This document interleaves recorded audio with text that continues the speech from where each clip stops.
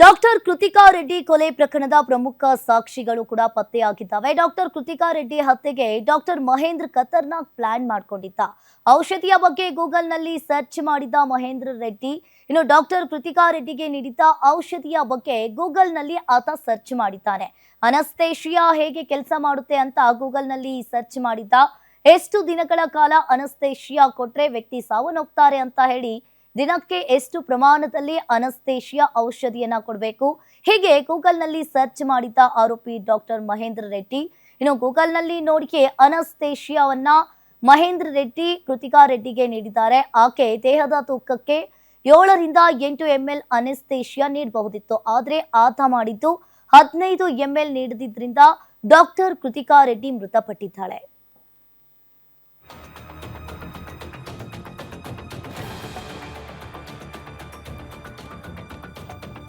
Data ರಿಟ್ರೀವ್ನಲ್ಲಿ chatting ಪತ್ತೆಯಾಗಿದೆ. ತಾನೇ ಕೊಂದಿರೋದಾಗಿ ಈಗಾಗಲೇ ಪ್ರಿಯತಮ್ಗೆ ಮೆಸೇಜ್ ಕೂಡ ಆತ ಮಾಡಿದ್ದ. ಅನಸ್ತೇಶಿಯಾ ಬಗ್ಗೆ ಆತ ಗೂಗಲ್ನಲ್ಲಿ ಸರ್ಚ್ ಮಾಡಿರುವುದು ಕೂಡ ಈಗಾಗಲೇ ಬೆಳಕಿಗೆ ಬಂದಿರುವಂತದ್ದು. ಇಂಜೆಕ್ಷನ್ ಕೊಟ್ಟಿದ್ದಕ್ಕೆ ಮೃತ ದೇಹದಲ್ಲಿ ಅರವಳಿಕೆಯ ಅಂಶ ಕೂಡ ಪತ್ತೆಯಾಗಿದೆ.